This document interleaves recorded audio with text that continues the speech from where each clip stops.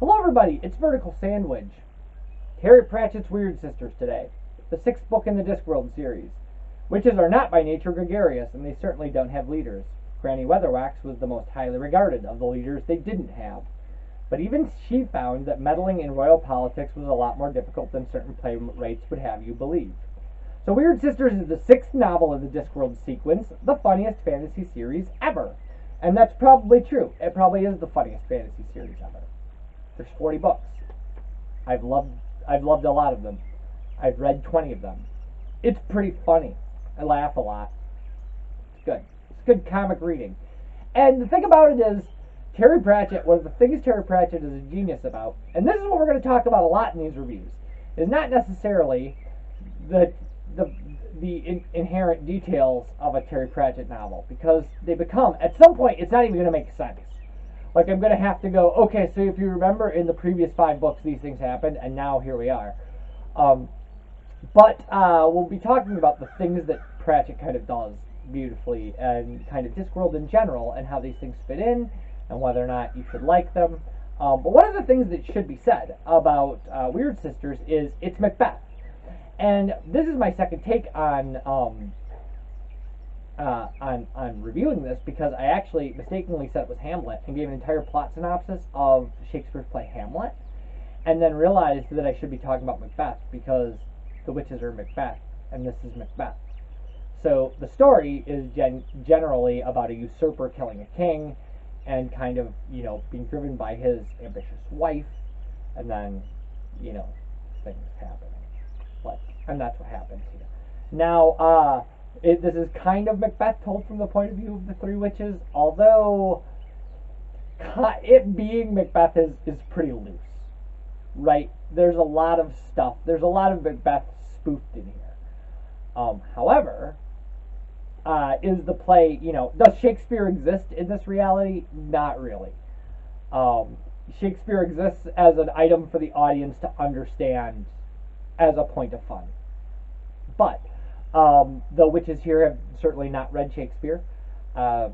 Shakespeare, it's so. So the thing about this is, this is our second book in the Witch series. But for me, this is the book in the Witch series that starts the Witch series. Is that, like, equal rights? Witches exist in that book, right? They do. And there's a lot of explanation of kind of the difference between magic and headology. Which is great. Like, by the way, Pratchett's difference between the way witches do magic and the way wizards do magic is amazing. It's an amazing observation about the way we've conceptualized the two different things, which is a huge deal, right? Like, the literary history, the literary and theological history of witches versus of wizards is night and day. I mean, they are not two things just from the same. Like, witches are not just the female versions of wizards. They're not. They're very biblically and kind of. I once wrote a paper about how the Protestant Reformation led to witch burnings, because that was like, and the idea that, but like, and those things are different. Like, right? We didn't have, like, it's not just like wizards are male witches and witches are not female wizards. And, like, Pratchett's amazing for recognizing that as a thing and building a world around it. But that's not what this book is about. That it is. Headology really starts coming into its own, by the way, here. Like, the idea of the kind of magic witches can do, and the kind of things that they can do, and the kind of things that they will do, because they can do some things that they won't do. Amazing. But, and by the way, this is about the point in the series where I knew that there was no going back. Like, where I read this kind of stuff and was just like, oh, I don't think we can get out of this now. I think we're in for the long haul.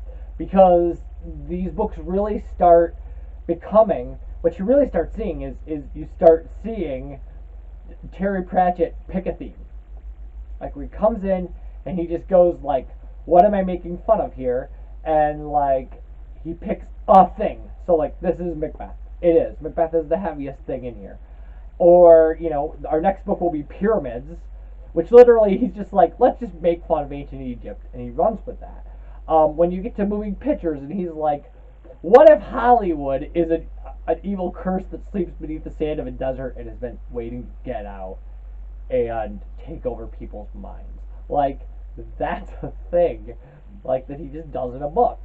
Like, does that matter in the book after that? No, not at all. Not at all. However, here's the thing.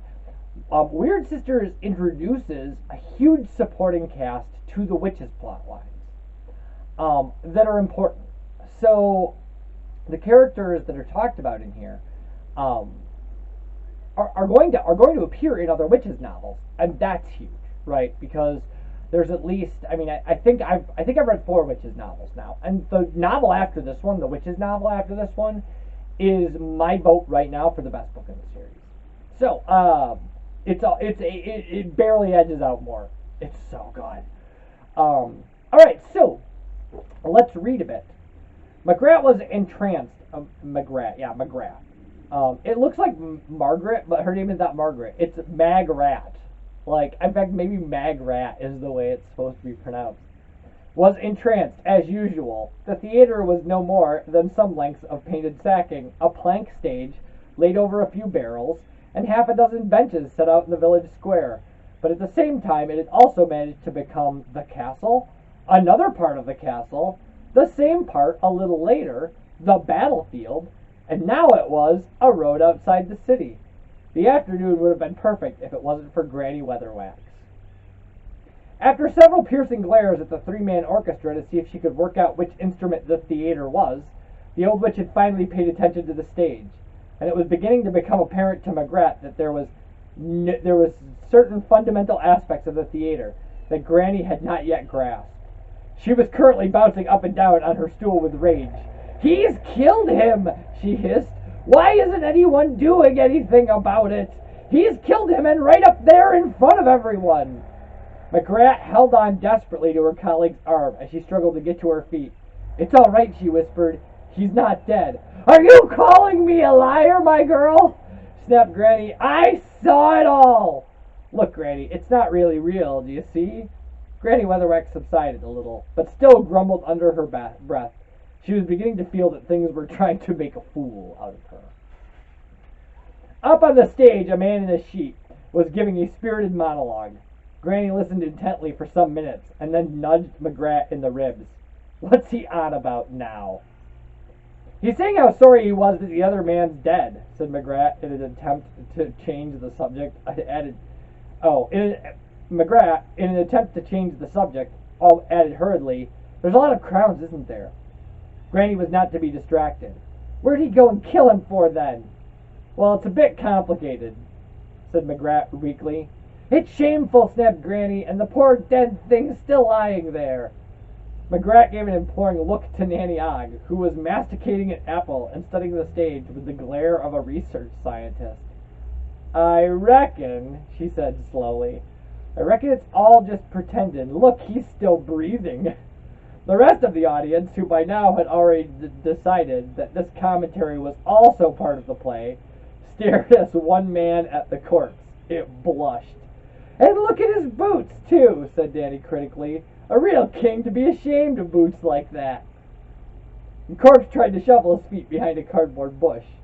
Granny, feeling in some obscure way that they had scored a minor triumph over the purveyors of untruth and artifice, helped herself to an apple from the bag and began to take a fresh interest. McGrath's nerves started to unknot, and she began to settle down to enjoy the play. But not as it turned out, for very long. Her willing suspension of disbelief was interrupted by a voice saying, "What's this bit?" McGrath sighed. "Well," she hazarded, "he thinks that he is the prince, but he's really the other king's daughter, dressed up as a man." Granny subjected the actor to a long analytical stare. "He is a man," she said, "in a straw wig, making his voice squeaky." McGrath shuddered. She knew a little about the conventions of the theater. She had been dreading this bit. Granny Weatherwax had views. "Yes, but," she said wretchedly, "it's the theater, see. All women are played by men." "Why?" "They don't allow no women on the stage," said McGrath in a small voice. She shut her eyes. In fact, there was no outburst from the seat on her left. She risked a quick glance. Granny was quietly chewing the same bit of apple over and over again. Her eyes never leaving the action. So, one of the things that should be said about this is these witches end up with a baby abandoned, and they decide to act like it's fairy godmothers and give it certain blessings, and it comes with a crown because of the murder of a king, because this is Macbeth, and so they hide the true heir, knowing that maybe someday something and destiny and things. So one of the gags that Pratchett excellently pulls off in Wyrd Sisters is how theatrical everything the witches are doing because of kind of theatrical conventions. Everything that they're doing in their life is very theatrical. It's very Shakespearean. And then not understanding things like the theater. Those are things. Those are the things that go on. Those are the things that happen. Like, by the way, so here's the thing, is what I want you to understand about Wyrd Sisters. Is it a good Discworld book? It is. This is the level of Discworld book that you're going to expect at this point. So we've gotten through some things where there's some growing pains, and getting used to the Discworld was maybe a little hard for us, or things seemed to be kind of lame, or Pratchett didn't seem to be finding his own voice. But now we've got our feet planted on the firm bedrock that is going to be the Discworld series. Like, when you read Wyrd Sisters, if you don't like it, well, here's the thing. It's the barometer. Like, this is the freezing point of water for the Discworld. Or the boiling point. Depending on how you want to think about water as an analogy or a metaphor. Simile is saying like. So, if I say the Discworld is like water, then that's a simile. A metaphor is saying boiling water, like this, however you want to think about it. So this is where the ground level of Discworld is. Are some books going to be below this book? A few are. Are books going to be above this book? A few are. But like this is the quality that you should expect. Like when you read Pyramids, you know, it has a similar quality feel to Wyrd Sisters. Like when you read Guards, same thing. Like every once in a while you're going to hit a book where you go, oh wow, or every once in a while you're going to hit a book where you go, I'm not really into this. But the book after that is going to be, you know, around the same quality of this, better. Like Pratchett hits the mark over and over and over. It's like there's a ring just outside the bullseye for me. And that's the ring he hits most consistently. And this is that ring. And then every once in a while, Mort, you know, Witches Abroad, boom, boom, bullseye. Every once in a while, an arrow, like, flies a little, but it still hits, like, the outer ring of the bullseye. It doesn't go way off and kill somebody. Like, he still gets on point. He still adds things to his own world. He still, you know, enhances the Discworld in some way. Even if the story he told isn't something you really love. So that's the thing you have to keep in mind. I'm going to do something like at least 14 more Discworld reviews, but probably more like, what is this, 6? So probably more like 34 more at some point. And I'm probably never going to say to you, I hated this novel. What I'm going to say is, in this, you know, in the world of the Discworld, this did kind of disappointed me. I wasn't really into this. But if I hated these novels, I would stop.